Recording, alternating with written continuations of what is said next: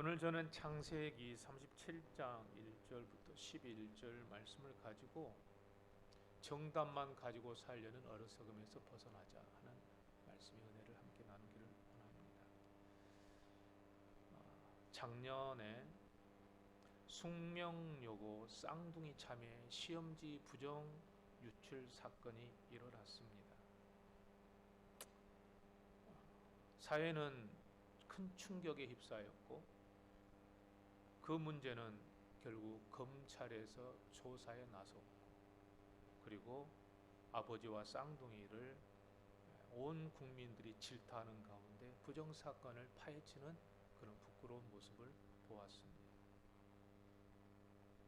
왜 그런 일이 일어났을까 하는 생각은 한 가지의 답으로 보입니다. 정답만 알면 된다는 생각이었죠. 정답만 가지고 있으면 성공할 수 있다라고 하는 생각이 온 사회에 만연해 있기 때문에 어린 아이들에게도 그런 생각이 그들의 마음속에 지배하고 있었던 것 같습니다. 제가 신학을 가서 시험을 보죠. 중간 시험을 봤을 때 제 1년 후배가 입학했어요. 수석으로 입학을 했는데 아주 뛰어난 수재였죠. 그 친구. 여러분들도 잘 아시겠지만 실명을 말할 수는 없습니다. 자랑스러운 얘기 같았으면 말하겠지만 실력이 뛰어난 아이인데 친구였는데 그 옆에 친구가 시험 볼 때 좀 정답 좀 보여주라고 했나 봐요.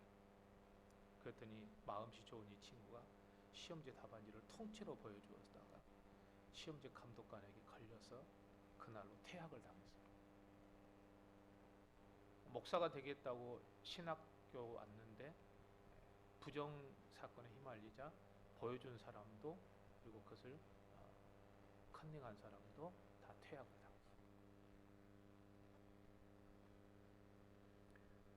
이건 교회나 사회나 동일한 화두고 그리고 관심이고 그 관심의 초점이 모아지고 있는 문제입니다. 우리는 지금도 정답만 가지고 있으면 다 된다고 생각합니다.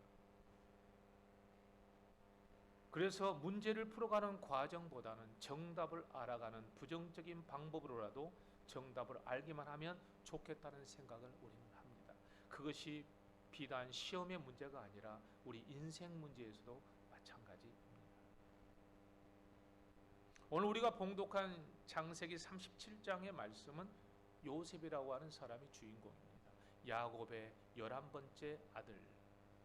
그러면서도 형 10명을 제끼고 장자권을 거머쥔 아들. 그 요셉은 야곱이 7년 동안이나 결혼하고 싶어 했던 진짜 사랑했던 여인 라헬에게서 낳은 아들이었습니다.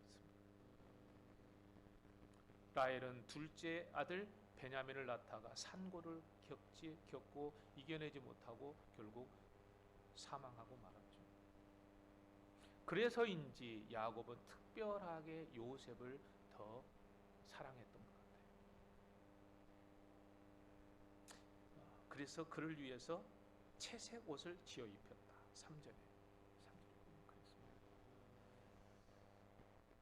배다른 형제들, 독특한 가정의 내력, 한 아버지의 4명의 서로 다른 어머니가 함께 살고 있는 공동체, 거기에 서로 배다른 형제들이 12명이나 되는 이 복잡한 가정사에서 요셉이라고 하는 특출한 인물이 나왔다라고 하는 사실만으로도 이건 관심이 모아집니다. 아버지의 사랑을 독차지하는 요셉을 바라보는 배다른 형들의 눈과 그들의 마음은 어땠을까요? 안 봐도 비디오죠. 그런데 어느 날 갑자기 요셉이 꿈을 꾼 거예요. 하나님께 주신 꿈이었습니다. 근데 그 꿈을 가지고 형들에게 자랑을 하느라고 정신이 없었습니다. 좋은 꿈을 꾼 요셉, 그것은 왕이 되는 꿈이었고 형들보다 더 훨씬 더 우월한 위치를 차지하여 인생에 출세하는 그런 꿈을 가지게 되었습니다. 인생의 정답을 가진 거죠. 아직 어린 나이, 17살의 나이인데 네가 왕이 될 것이다 라고 하는 정답을 거머쥔 이 요셉은 얼마나 자신의 마음속에서 기세등등했을까요? 그래서 형들에게 자랑을 합니다. 그런데 그가 결론적으로 얘기하면 그 인생 성공의 정답을 받아들였던 이 요셉의 인생은 과연 평탄했냐라고 하는 거예요. 오히려 그 정답을 거머쥔 것 때문에 요셉은 형들에게 미움을 샀고 노예로 팔려갔고 애굽에서 사형수가 되는 지경까지 내몰리게 되는 기구한 인생을 살게 되었다라고 하는 게 오늘 말씀의 내용이죠.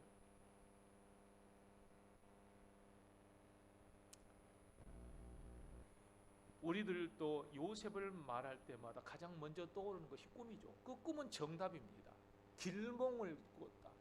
그것도 하나님이 특별한 계시를 주셔서 네 아버지와 네 어머니와 네 형제들까지도 너에게 절하는 자리에 올라설 것이다 라고 하는 이 정답을 거머쥔 요셉.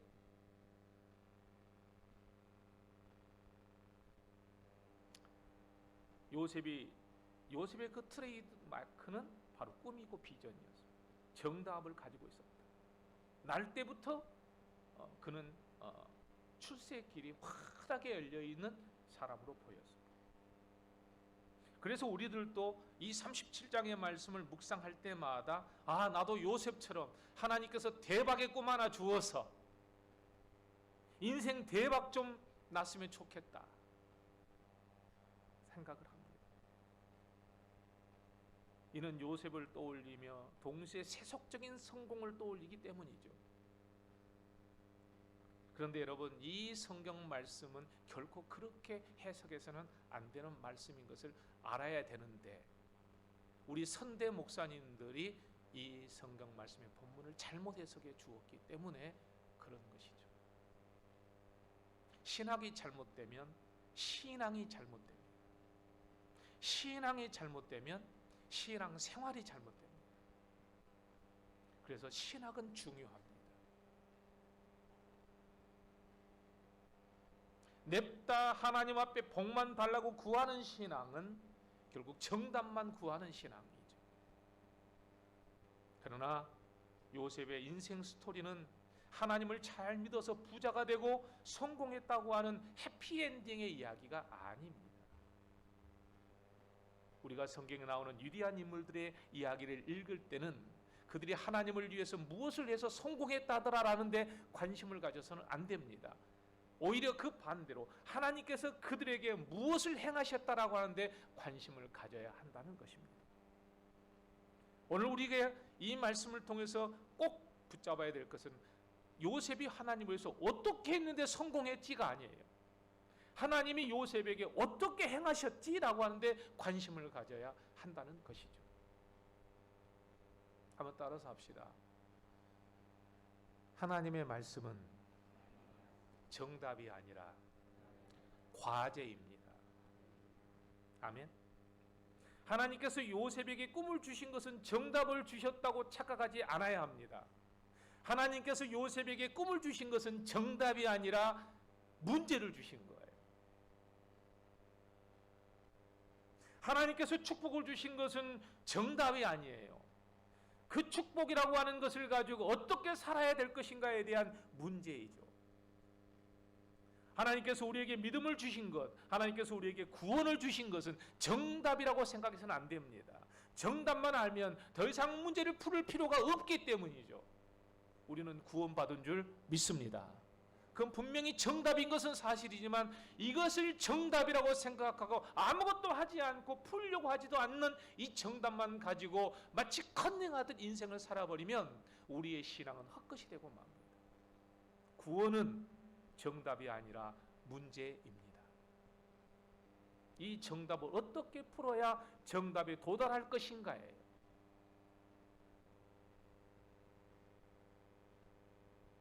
이 정답만 가지고 있는 신앙생활하는 사람은 더 이상 할 것이 없는 거예요. 그저 앉아가지고 박수치고 찬양하고 주님이 오실 때가 언제더라? 그때만 기다리는 거예요. 죽어서 천당 가는 것만 신앙이라고 생각하는 거예요. 여러분, 기독교는 죽어서 천당 가는 것이 우선이 아니에요. 천당 가기까지 이 땅에서 천국의 맛을 찾아서 우리가 살며 세상 사람들에게 그것을 나누는 삶을 살도록 우리에게 그 과제를 주셨다는 사실입니다. 믿습니까?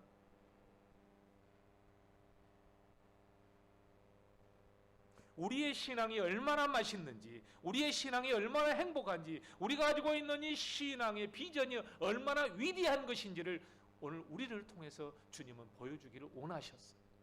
그래서 지난주에도 부활을 제자들에게 보여주시고 너희가 부활을 전해라라고 하신 이유가 바로 거기에 있었다라고 말씀을 드렸습니다. 오늘 요셉에게 하나님께서 무엇을 하셨습니까? 꿈을 주셨습니다. 꿈은 정답이 아니라 비전이고 그 비전은 하나님 나라의 그 놀라운 축복을 풀어가도록 하셨다는 것이죠. 우리는 이렇게 해석한 것을 신본주의 신앙이다라고 말합니다. 인본주의 신앙은 오이 대박 났네. 하나님이 하나님께서 나를 축복해 주신다네. 아이고 좋아라. 이게 인본주의예요.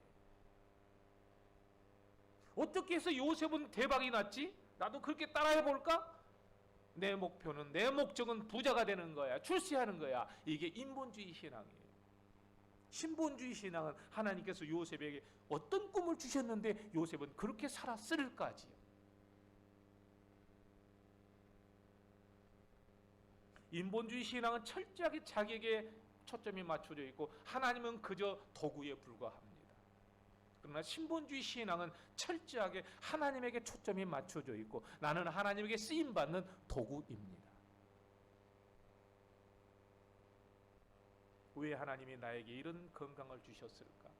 왜 하나님이 나에게 이런 믿음을 주셨을까? 왜 하나님이 나에게 그 많은 사람들 중에서 하필이면 나를 하나님의 구원의 생명을 주시고 직분을 주셨을까?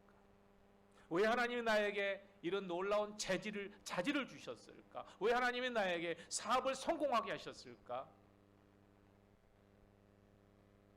그때부터 이 문제를 풀어가는 게 바로 사명입니다. 여러분, 저와 여러분은 사명을 받은 자녀들인 줄 믿습니다. 그래서 요셉은 나중에서야 깨달아 이 놀라운 진리를 나중에 혹독한 고난과 연단을 거친 다음이야 그때서야 깨닫는 게 바로 창세기 45장 5절에 나와요.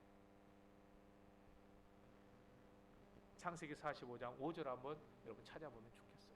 5절하고 7절 한번 읽어볼까요? 창세기 45장 5절과 7절 말씀을 한번 읽어보도록 하겠습니다. 다 같이 읽어볼까요? 시작.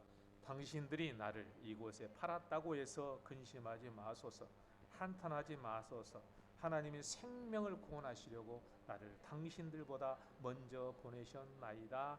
아멘. 7절도 한번 읽어봅시다. 시작. 하나님이 큰 구원으로 당신들의 생명을 보존하고 당신들의 후손을 세상에 두시려고 나를 당신들보다 먼저 보내셨나니. 아멘. 요셉은 이해할 수 없는 고난, 그 엄청난 축복의 꿈을 받고 오히려 그의 인생은 정반대로 흘러가는 이해할 수 없는 혼란스러운 인생사 속에서 나중에서야 왜 하나님이 그 꿈을 자기에게 주셨는지를 알게 된 거예요. 놀랍지 않습니까? 세상적 부요함에 만족하지 않고 하나님의 뜻을 묻는 요셉. 바로 이것이 신본주의 신앙인 줄 믿습니다. 그러나 인본주의 신앙은 어떻게 하면 하나님을 감동시키고 어떻게 하면 하나님의 축복을 얻어낼 수 있을까를 고민하고 결국 자신의 손안에 들어온 것에 만족하고 그것을 어떻게 보존할까, 어떻게 이것을 지킬까, 어떻게 이것을 이용해서 나를 좀 더 행복하게 해볼까, 어떻게 이것을 이용해서 나를 좀 더 높여볼까를 고민하는 게 인본주의 신앙입니다. 인본주의 신앙생활을 했던 사람이 한 사람이 있죠. 여러 사람이 있지만 대표적인 사람이 솔로몬입니다. 전도서 2장 3절부터 말씀이 있어요. 다 같이 한번 읽어봅시다. 전도서 2장 3절 시작. 내가 내 마음으로 깊이 생각하기를 내가 어떻게 하여야 내 마음을 지혜로 다스리면서 술로 내 육신을 즐겁게 할까? 또 내가 어떻게 하여야 천하의 인생들이 그들의 인생을 살아가는 동안 어떤 것이 선한 일인지를 알아볼 때까지 내 어리석음을 꼭 붙잡아 둘까 하여. 4절. 나의 사업을 크게 하였노라. 내가 나를 위하여 집들을 짓고 포도원을 일구며. 8절. 은금과 왕들이 소유한 보배와 여러 지방의 보배를 나를 위하여 쌓고 또 노래하는 남녀들과 인생들이 기뻐하는 처첩들을 많이 두었노라. 11절. 그 후에 내가 생각해 본즉 내 손으로 한 모든 일과 내가 수고한 모든 것이 다 헛되어 바람을 잡는 것이며 해 아래서 무익한 것이로다. 아멘. 솔로몬이 깨달은 게 그거 아니에요. 나중에 깨달은 거예요. 솔로몬도 하나님을 믿었습니다. 그러나 그의 인생은 철저히 인본주의적 신앙이었습니다. 철저하게 자기 자신을 위해서 살았던 사람. 자기가 그렇게 많은 부와 명예와 권력을 쥐고도 어떻게 하면 나를 위해서, 어떻게 하면 나를 즐겁게 해볼까? 어떻게 하면 내 육신을 좀 더 즐겁게 해볼까? 그는 성공 후에 자신에게만 집중하여 어떻게 하면 즐겨볼까? 생각하며 인생을 탕진했다가 나중에서야 피울음을 토하고 깨닫고 고백한 것이 바로 전도서 아닙니까? 헛되고 헛되고 헛되고 헛되도다. 전도서라는 제목이 바로 헤벨이란 말이에요. 아벨이란 말이에요. 아벨. 먼지구나.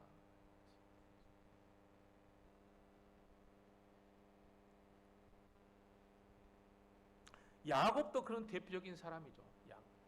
그는 철저하게 아버지를 속이고 형제를 속이고 그러다가 나중에 어째요?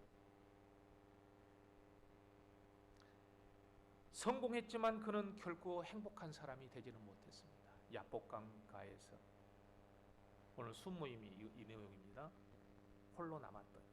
성공하면 얼굴이 밝아야 될 거 아니에요. 그렇잖아요. 인생 성공이라면 행복해야 될 거 아니에요. 근데 야곱은 얼굴이 어두웠습니다. 홀로 남아야만 했습니다. 근심 걱정이 가득했습니다. 자기 것을 뺏길까 봐 두려웠습니다.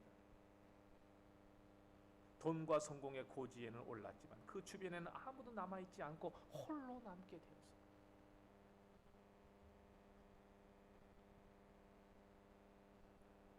외로움과 허탈함이 그날 밤 그를 엄습했습니다. 옆을 보지 않고 앞만 보면서 무정하게 달려왔던 그 성공의 그 길을, 고지를 올라섰지만 오히려 그의 인생은 혼란과 위기가 덮쳐왔습니다. 야곱이 만약 성공을 부자가 되고 출세하는 것으로만 생각했다면 그는 이미 성공한 사람이었지만 나중에 야곱이 애굽의 바로왕 앞에 섰을 때 자기 인생을 이렇게 고백합니다. 창세기 47장 9절에 이렇게 고백하잖아요. 시작. 야곱이 바로에게 아뢰되 내 나그네 길의 세월이 130년이니이다. 내 나이가 얼마 못 되니 우리 조상의 나그네 길의 연조에 미치지 못하나 험악한 세월을 보내었나이다 하고 아멘. 그의 인생은 그렇게 성공했지만 그의 인생은 평탄하지 못했다는 거예요. 험악했다.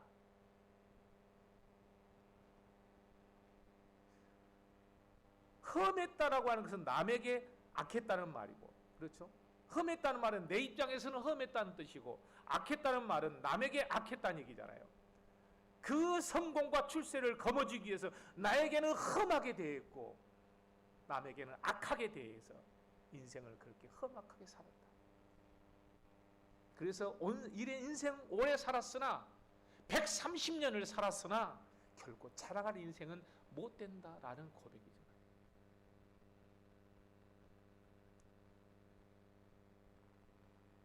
결코 존경받지 못했고 행복하지 못했던 야곱의 인생.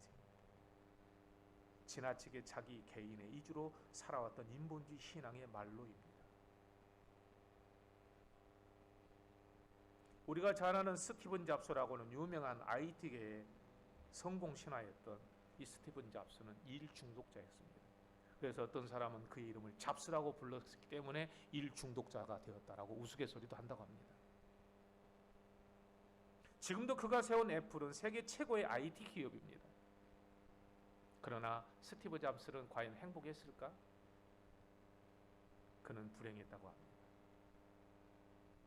그는 가정적인 아버지가 되고 싶었지만 일 때문에, 그는 평소에 자기 세 딸을 손을 잡고 결혼식장에 들어가는 것이 자기의 꿈이라고 했지만 그는 끝내 그것을 보지 못하고 죽었습니다. 마지막 그의 정기문에서 그가 남긴 말은 아이들에게 미안하다 얘들아 라는 말이다. 그러나 여러분, 이런 인본주의적 삶을 살았던 사람과 달리 신본주의적 신앙생활을 하며 살았던 사람이 있어요. 유명한 백낙준 박사가 그런 사람입니다. 연세대학교 도서관에는 백낙준 박사의 동상이 있다고 합니다. 그는 연세대의 정신적 지주입니다.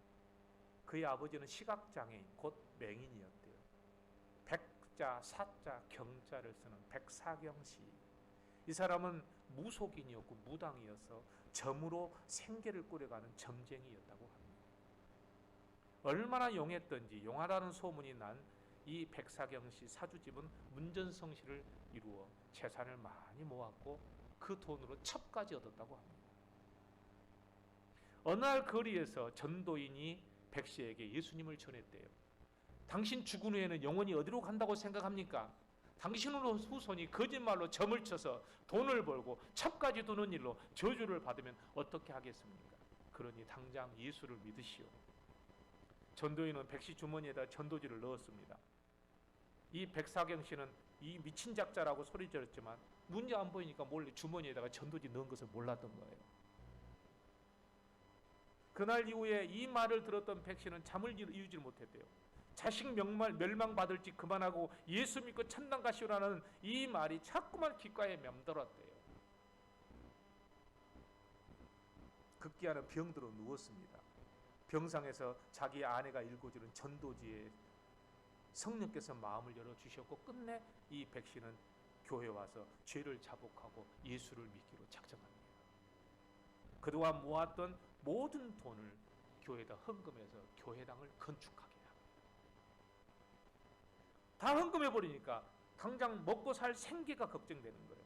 그때 이 소문을 들었던 맥킨이라고 하는 선교사가 이 백씨 가족을 교회 사찰로 임명해 줍니다. 교회 사찰 알죠? 청소해 주고 교회 관리해 주고 사례비 받고 사는 자.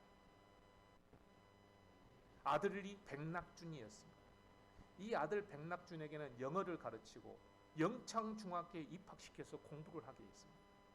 중학교를 졸업하자 중국의 신성고등학교에서 공부하게 했고 미국으로 유학을 보내서 명문대학인 프린스턴 대학, 예일 대학교에서 공부하도록 이 선교사가 지원해 줬습니다.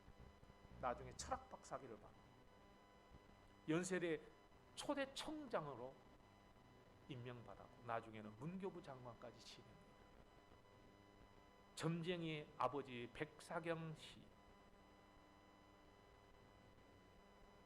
그 집안에서 뭔 선한 게 나올 수 있었겠습니까? 그 아버지 백사경 씨가 하나님에게 인생의 초점을 맞추기 시작하자 하나님의 역사가 그 인생 가족사에서 꿈틀거리기 시작하였던 것입니다. 야곱도 불우한 가정에서 태어났잖아요. 그 환경에서 무슨 선한 것이 나올 수 있었겠습니까? 또 한 사람 소개하겠습니다. 대이그룹의 최의숭 회장입니다. 저분은 서울 화양교회 장로님입니다. 충남 대천의 가난한 농촌에서 태어났습니다. 그는 이 백사경 씨와 달리 어렸을 때부터 엄마를 따라서 예배당에 가면서 놀면서 독실한 신앙인으로 자랐다고 합니다. 늘 예배당이 놀이터였고 예배당이 집이었고 예배당이 그에게는 도서관이었어요. 예배당 중심의 믿음을 강조한 어머니 덕분에 교회 중심, 주일 중심, 11조 중심의 생활 세 가지를 축복의 세 가지 표어로 삼았어요. 한번 따라서 합시다. 교회 중심, 주일 중심, 11조 중심. 이분은 이 세 가지가 인생의 가장 중요한 캐치플레이였어요. 최의순 회장은 실업고등학교 2학년에 재학 중일 때 예배당 마룻바닥에 엎드려 하나님께 세 가지의 꿈을 기도했다고 합니다. 첫째, 하나님 저에게 박사와 교수가 되게 해주십시오. 두 번째, 큰 회사를 차려서 회장이 되게 해주십시오. 세 번째, 교회 100개를 지어서 교회와 학교를 100개를 짓게 해주십시오. 가난한 시골 고등학교, 그것도 실업고등학교 학생의 비전이 얼마나 사람들이 어이가 없었겠습니까? 듣는 사람마다 콧방귀를 뀌었습니다. 그러나 이 소녀는 단 한 번도 자신이 하나님 앞에 드렸던 이 꿈의 기도를 포기하지 않았다고 해요.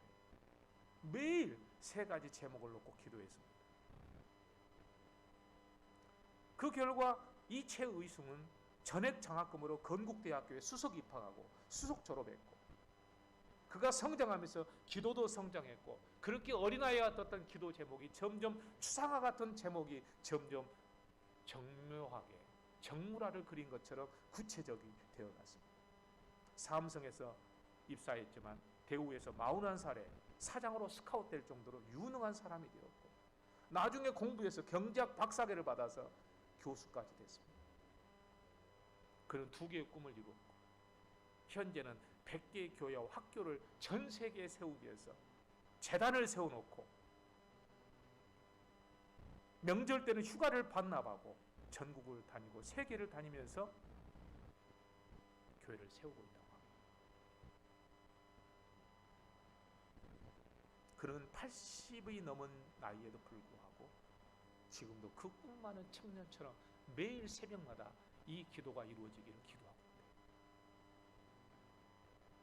이런 사람들은 우리에게 거룩한 상상력을 불러일으킵니다. 어떻게 이렇게 살 수 있었을까?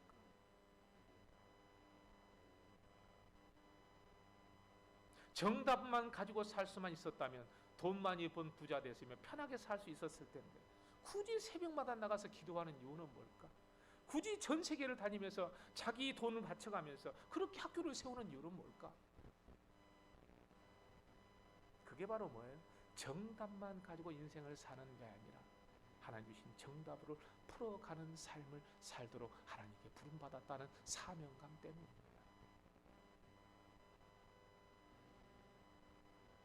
저는 늘 말합니다. 하나님께서는 우리를 생명으로 만든 것은 기적이에요. 여러분, 이렇게 몸이 균형 잡고 걸어갈 수 있고 뛸 수 있고 말할 수 있고, 눈이 4개가 아니고 2개고, 귀가 하나가 아니고 2개고, 손이 2개 있고, 내 폐가 몸 밖으로 나오지 않고 안에 숨겨져 있고, 얼마나 놀라운 축복입니까? 생명은 기적입니다. 왜요? 이걸 하나씩 다 끄집어내서 여러분 하나씩 여기다 진열한다고 생각해봐요. 김진열 집사님 말고요. 네. 그럼 얼마나 흉해요. 사람 여러분, 입안에 있는 침도요, 안에 있을 때는 깨끗하지만 한 방울만 나가면 더러운 거지 아니에요. 밥도 여러분 먹다가 한 숟갈에서 밥알 하나만 떨어져도 더러운 거예요. 그러지 않아요? 그런데 우리를 완벽하게 조화롭게 이 생명을 만들어서 이렇게 완전체로 살도록 하신 것도 축복이에요. 한번 따라서 합시다. 축복받았습니다. 믿습니까? 거기에다가 플러스 알파 우리는 하나님께 구원의 생명까지 받은 줄 믿습니다. 한번 따라서 생명은 최고의 좋은 것입니다. 아멘. 최고로 좋은 것들로 내 몸을 만든 것처럼 하나님은 우리에게 최고의 좋은 것들로 구원의 생명을 주신 줄 믿습니다. 그러니 예수님의 부활체는 최고의 좋은 거예요. 그래서 예수님은 자기 몸을 찢어서 우리에게 나눠주신 줄 믿습니다. 내 몸을 먹어라, 내 피를 말아 마셔라. 교회는 그 주님이 주신 생명을 받아 먹기 위해서 모인 것이에요. 그리고 우리는 그 생명을 받아서 우리 생명을 또한 가장 좋은 이 생명을 사람들에게 나눠주도록 부름받은 줄 믿습니다. 이게 교회란 말이에요. 나눠줄 줄 모르는 사람은 생명이 안 좋기 때문이에요. 가장 좋은 것을 가지고 있다고 생각하지 않기 때문에 나를 내어주지 못하고 나를 나눠주지 못하고 봉사하지 못하고 헌신하지 못하는 거예요. 선물을 줄 때는 좋은 걸 주는 게 선물이든 하나님이 주신 것은 가장 좋은 것을 우리에게 주셨습니다. 우리는 이 교회의 머리는 예수님인 줄 믿습니다. 우리는 그의 몸인 줄 믿습니다. 우리를 찢어서 나눠주는 일을 교회가 해야 되는 거예요. 봉사, 헌신, 복음 전파하는 것, 가난한 이웃을 돕는 것, 이것은 우리가 최고의 생명을 가졌다는 뜻입니다. 우리 교회가 최고의 좋은 교회가 되려면 이 몸을 찢어서 나눠줄 줄 아는 교회가 되어야 합니다. 믿습니까? 이게 신본주의입니다. 사랑은 참으로 나누는 것, 그렇죠?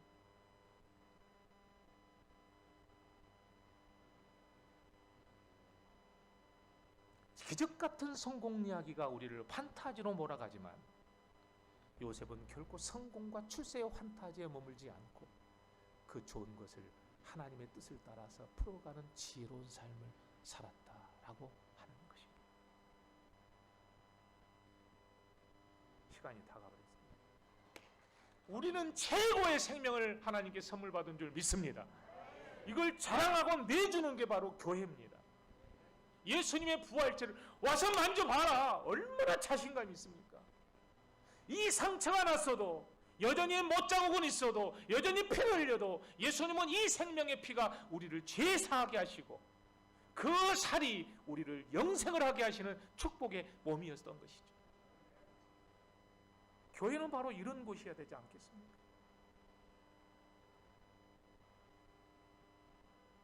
어떤 어려움이 있어도 요셉은 나중에 야곱이 그러잖아요.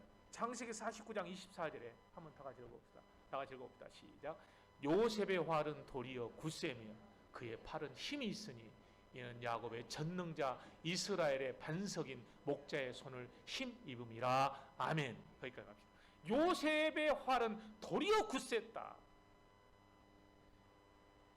고난이 오고 환난이 오고 연단이 왔지만 그는 끝내 활을 놓지 않았다는 거예요. 오히려 나중에도 팔이 더 셌다는 거예요.